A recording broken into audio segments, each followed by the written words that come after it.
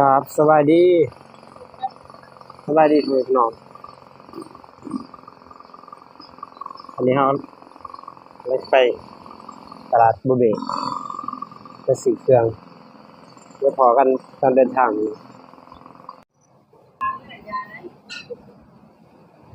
ไปตลาดบุเบกตอนนี้เรือมาแล้วก็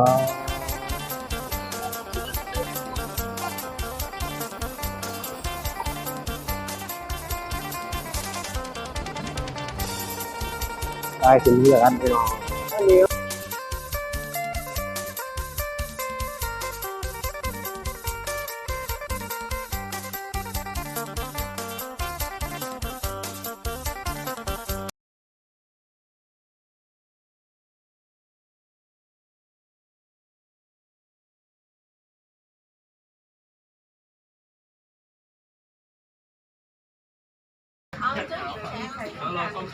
ตอนนี้เข้ามาครับ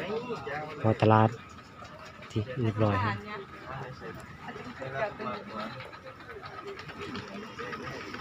รู้แล้ว ตลาดแคมคลองเนาะชาทำคลิปเอาเรื่องแล้วเมา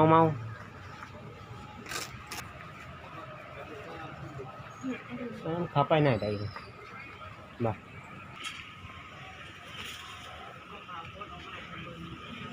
แม่เก็บ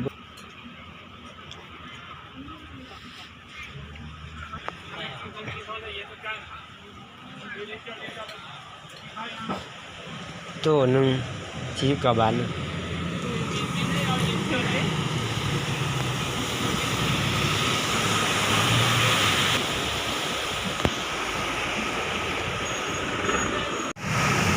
เลาะยางต่อพี่น้องเลาะบนเสือฟ้าลายเนาะว่าเดี๋ยวบุทึกมันลายแห้งมันจะต้มงามเนาะราคาถือกว่าแห้งอยู่ตลาดบัวเบนี่เสือเด็กนิดหน่อยผู้ใหญ่ก็มีนี่ชุดผู้หญิง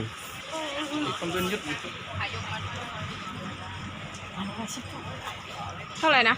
มาละ110 ตัวนัดละ100คุ้มเนาะตัวคุ้มตัวละ10 บาทคุ้มแม่นี่พี่น้องมาละ100นี่เสียเด็กหน่อยบ่ จะว่า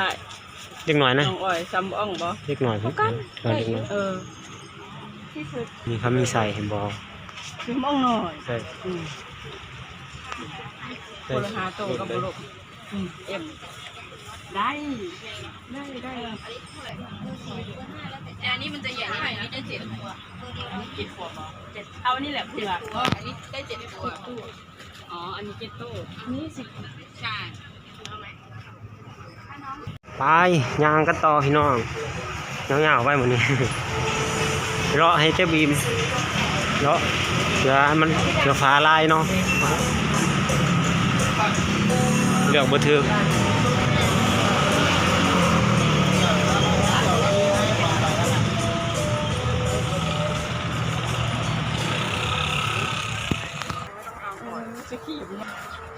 ห้องเราเห็น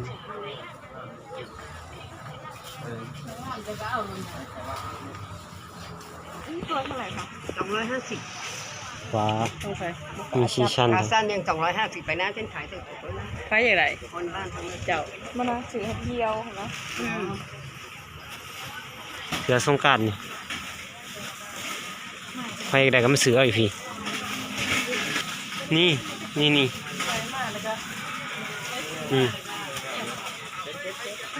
ช้ำ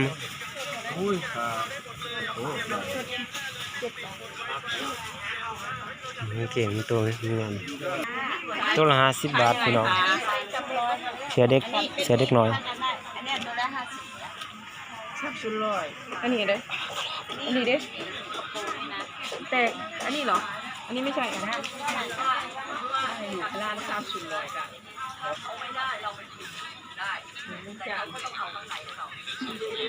ช้ำสุดลอย ตัวนี้จับตัวนี้เอาตัวขายยังไง3 ชุด 3 ชุด101 3 ชุด 99 บาท อันหนึ่งจ้าอันหนึ่ง3ใช่ไหมโอ้2จะได้101ก็เงินเจ้าแก้วตกตัว100ตกตัวละ50ใช่ชงเพาะมาใส่นี่ก็ได้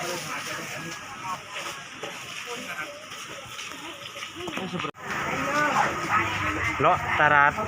บ่เบ ไปเท่าไหร่อีกก็ฝืนเขาไปเท่าไหร่มาเท่าไหร่มีนะนี่อ่ะมาค่าจัน5 บาทเอา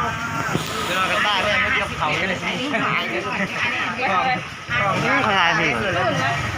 ลบนี่ตอนนี้เฮาเลาะตลาดบ่เบเนาะเสื้อผ้าลายแห้งจักสิซื้อตัวใดเลือกบ่ถูกไปกันต่อเดี๋ยวไปสิ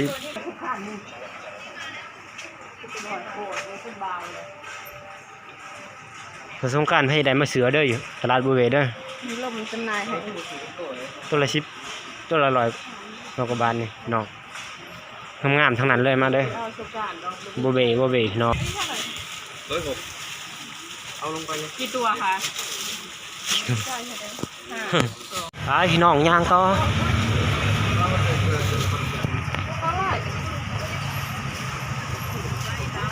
จัดไปลายโต๊ะเติบตลาดบัวเวพี่น้อง กับปืนรอทาบริเวณทุกไปเรือในได้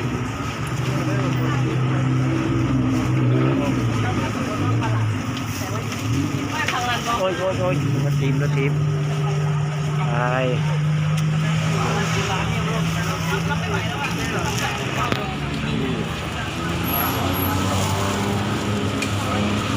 ติดถนน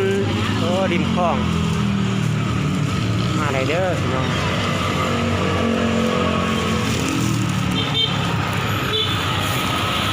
เลาะตลาดเมื่อยกับมาซื้อน้ำแข็งใส่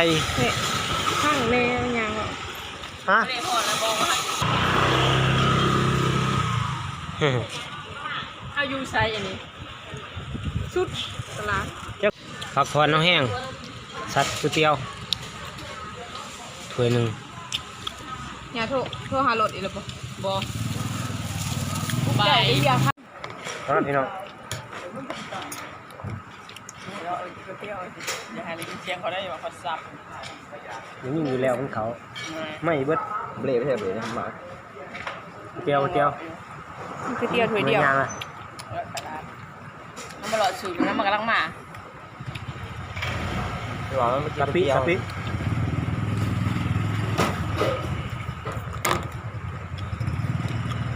ลมทำเป็นเท้าไม่ทันซื้อให้เสร็จเชื่อ